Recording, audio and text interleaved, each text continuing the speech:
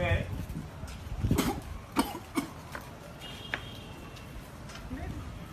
Wannan kuma wani tsawon waye ne ya zo ya wani shigo mana cikin rayuwa haka. A muna cikin mutane. Ke! My father. Baban shi ne. Ko baban shi babana ne? Kai! A sha ka zo ka zama min da gida kamar hotel? Yaushe ka zama haka? A shi kai mutumin banza ne? To bari faɗa maka. Irin da na ƙara ganin irin wannan a wannan gidan za ka sha mamaki na wallahi. A shi idan bana na abin da kake tara mu wannan matan banza da waɗannan ku kuna kamar ne a cikin gida. Kai! Ko fito ku mu gida nan. Silence. Dan Allah ai shiru.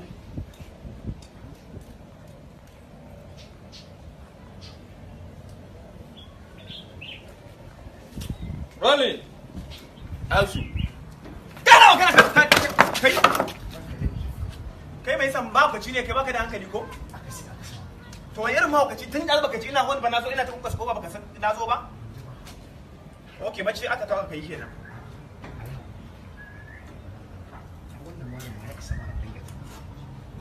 Kai ka san Allah na rantse da girman Allah da giwa da ƙara zuwa ne hon guda ɗaya zan yi wallahi in baka bude ba Allah sai na ɗebo ma inda wasu giddiba ka wallahi.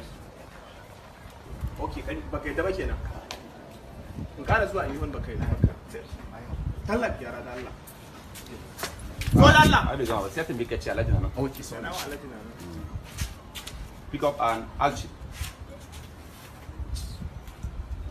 Alhaji na. Daidai ke. Bai ta kama gaban ka.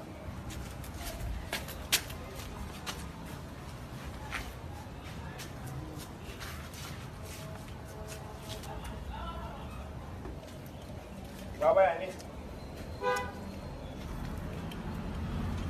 Kwaso kayan nan yanzu ku zo gidanmu.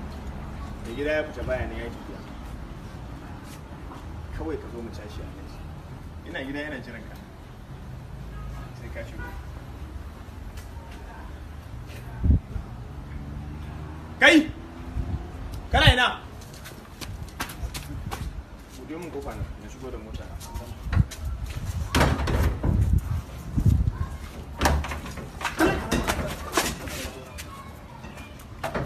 Allah bude da Allah.